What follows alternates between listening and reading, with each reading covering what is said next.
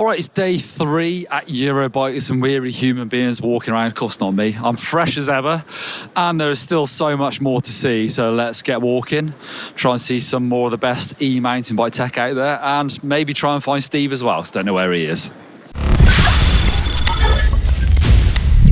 Over on the TQ stand, they are showing off their new HPR 60 motor, so super compact, lightweight. Now, as you may have guessed, with 60 newton meters of torque, 350 watts of peak power. Batteries available are 290 watt hour and 580. We've got a couple of really nice bikes. We've got the Propane Sresh SL, that's a 150mm travel bike, full 29 or mixed wheel size, 164 carbon fiber, and then you've got the Yeti MTE, slightly shorter travels, 145mm rear, 164. Great looking trail bike, weighs in around 17 kilograms, so super lightweight still. One of the highlights last year riding different e-mountain bikes was riding the Kelly's Theos R50, which is a 29-inch, 140mm travel bike with a Panasonic GX motor on it. Panasonic have actually got an update to their units. There's two actually. This is the magnesium version, which has been up to 100 newton meters, and also they've got an aluminium casing version, which is 95 newton meters. It actually can come in 75 newton meters as well. Great thing about Panasonic, they come with a complete system, which means it's got the drive unit, the battery options, and also the display and the remote. One feature about this is the fact that actually the motor housing is the same on the 95 as it is on the higher torque 100 newton meter version. So there you go, the Panasonic GXM. What you got cooking, Valerie? I'm cooking a pan for you. Cooking a pan. I think that's the first ever, that's a world first. Can you cook a pan for Nick too? Sure. Here we are. Wow, there you go. Panasonic, the beautiful people of Panasonic. Thank you so much. Well, this is a very special looking bike on the Nicolai stand. This is an S16 MGU bike, so limited edition to celebrate the 30th anniversary. And it is covered in some really exotic looking stuff. Obviously, you've got the amazing aluminium welding going on. Got some Intense suspensions, so that 38 flash fork up front, and the rear shock as well. Always looks super special, that CNC rear shock.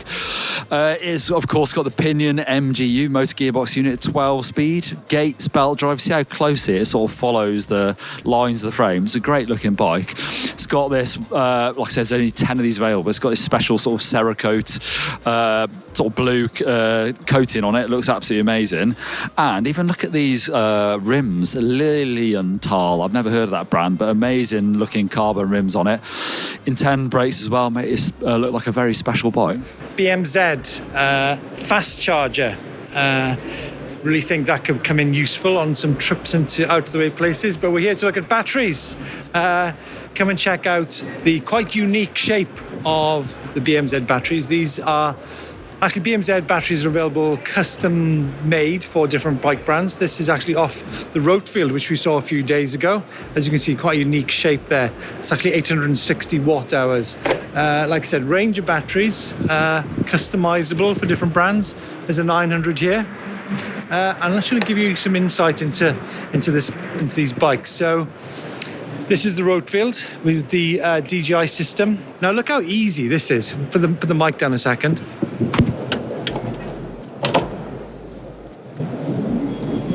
I think it took the Specialized guys, was it 14 seconds? I think this is doable in probably like 2 seconds. Amazing. Look at that. How cool is that? Boom. You can see over here, there's a Scott voltage that's been exploded. As you can see the components of the motor and see how nicely integrated it is. 4 battery sizes available with TQ, 290, 360, 590 watt hour, plus a 160 watt hour range extender. Check out that lovely little display as well. And actually on this bike, there is a TRP ABS setup, so anti-lock brake system that I've not seen before. A candidate for one of the nicest DJI Avinox system bikes has got to be the Velduro from New Zealand. Now, this is a brand which has actually been around for 10 years with Smart Motion, which is a sister brand. But this bike, 170mm travel, actually got the option of dropping it down to 160 via a flip chip. Can go 29.29 or 29.27.5, 170mm travel and 22.5 kilos. which is pretty impressive. It comes in the Rogue R or the Rogue RX, I think. Or was that the Rogue and the Rogue X? Doesn't matter. The point is this bike is 10,999, but we've been talking about frames last week on the channel. Very few brands offer a frame only. These guys, $4,999. You get the full DJI Avanox. You get, the seat dropper, all the headset, all the bits and pieces. So, really good option there. I think really good component specification on this bike. Really good geometry and numbers on it. But they've also got a gravel bike. I think this is actually the first gravel bike which I've seen with the DJI system. So there you go, folks. Velduro from New Zealand. So right next door to Nicolai, we've got Gates, of course, with their belt drives, some of the downhill bikes, which I think look absolutely amazing. I know we're here to talk e-bikes, but I think brilliant looking bikes. And also we've got Pinion just over there, so we're sort of in the gearbox area. On the Gates stand, we've got some very interesting bikes. We've got this Owuru with its E2 drive system that I believe Steve looked at yesterday, or was it this morning? I can't remember. Super interesting with that CVT style motor. I don't think call it CVT, but continuous variable transmission style thing. I've heard very good things about that motor. And then over here as well, you've got this high bike all mountain CF10 with its Pinion gearbox and its Gates belt drive as well. Whilst we're here, should we take a look at the Pinion stand? And actually they've got an exploded motor gearbox unit here. You can see just how many components go into it. To my mind, it looks super complicated, but it works, of course, and it's actually been really popular. It's been out for a couple of years now, seeing more and more bikes come in with these motor gearbox units. Over on the Superior stand, the brand from the Czech Republic, got some very neat looking bikes, including this IXF trail e-bike. Some really nice lines on this carbon frame. You can see a bit of the carbon weave as well. Really cool looking. 140mm of travel front and rear. Proper trail bike, 29er, and it's got the Bosch SX motor, obviously with its mid power, or should I say torque, 55 Newton meters, 600 watts of max power. Great looking bike. Lots and lots of chat, lots of interest in motor gearbox units.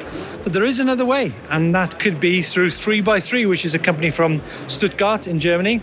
Here's the system. It's 9-speed. It's actually really light. It's less than 2 kilos, so not really going to have a massive impact on the rear of your bike. But obviously that depends on how you ride your eMTB. I mean, I personally aren't a rider that goes up in the air and does 50-foot jumps.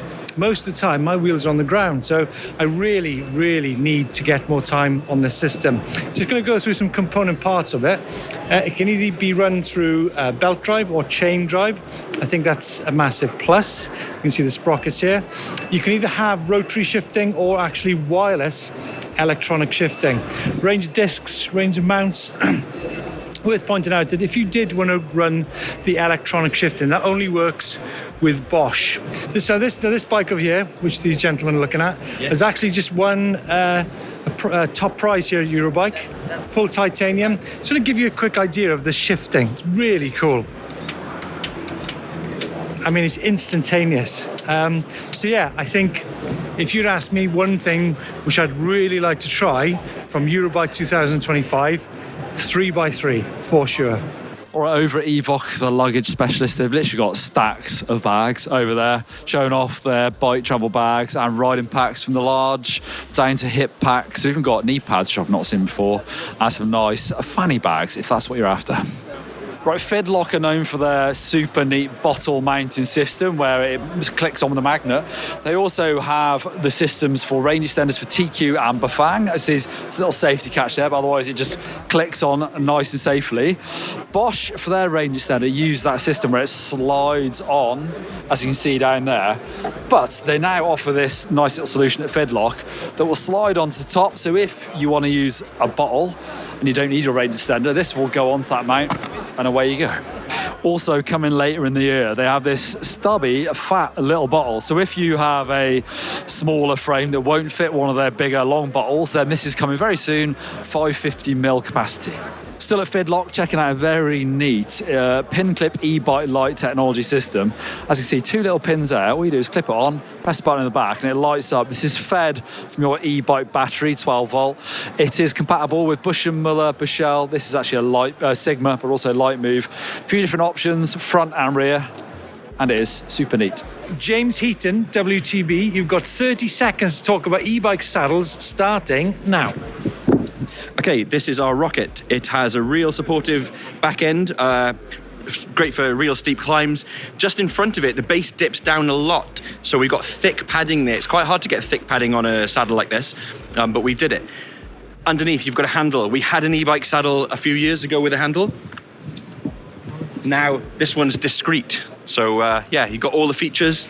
All that for you, I can demonstrate. All the features of our other e-bike saddle and in a more comfortable and supportive platform. Polygon are showing off a brand new e-bike dropping very soon with a very sparkly paint job, I've got to say. This is their Colossus. It's a Bosch CX Gen 5 bike, 150mm rear travel, 160 up front, full 29er, carbon fibre frame. It's got their independent floating suspension system, which they say is really good for the small bump compliance. And this model with a Marzocchi suspension comes in just under 7,300 euros. Moustache from Epinal in the Vosges. Interesting story here because they came out with the first e-mountain bike in 2012 here at Eurobike. So arguably one of the pioneers of e-mountain bikes. That was a hardtail back in the day. A few years later, 2014, they came out with their first full suspension bike. But we're not here to talk about them. We're talking about this latest bike, which is the Game. This is the Game 160.9. Interesting feature about this is the fact that the motor is actually external and bolted to the frame here, so it's tilted upwards. And what Moustache like to do is actually run the bike with a 600 watt-hour battery with the option of the range extender, so you've got the weight down low. And what that does is it really does liven up a bike. It makes it more balanced in corners. And yeah, I think it's quite interesting to see a bike which is got the bike with the motor is on show. This comes with a CXR motor. Remember, this is updated in July if you own one to 100 Newton meters and 750 watts peak power. Nice offering from the Vosges. Over on the Simplon stand, they have their Rapcon, which has the Pinion MGU 12 speed. That gives out 85 Newton meters of torque and 600 watts of peak power. This Rapcon is 160 millimeters of travel, full 29er carbon fiber frame. Smith are showing off their full helmet range as well with their open faces, full range of those. And they've had their mainline full face sort of enduro helmet for a while, but this is the newest edition. This is the hardline full face or downhill rated full face helmet. And this is the carbon version, very nice indeed. It has got their Coroid technology in it and MIPS as well for that rotational impact protection. Now, this is an interesting handlebar I've come across. This is Level a Future, a brand out of Poland. Not available yet, but coming to the market very soon. So they have a damped handlebar. As you can see the end of the bars, you can see the gap there. So inside here is an elastomer system that will damp your grip, basically. So for people like me who have wrist injuries, or if you're riding super rough trails, then this can help you stay in control and make you more comfortable. And yeah, it'll be coming to the market very soon with different width handlebars available later in the year, hopefully. If, like me, you've got too many bikes in your garage, then you probably need a setup to store them. This is the Stash Space Rail. As you can see, the bikes slide and rotate as well, so you can get them tight and nicely packed together. E-bike rated, of course, so you've got, I think this is an 8-bike rack up here. So each hook is rated to 30 kilograms. Each rail is rated to 100. And they've got these new launch pads in between the bikes as well. So if you've got loads of bikes, you can stack them all together. They won't get damaged. Over here, they've got a freestanding version of the Space Rail as well.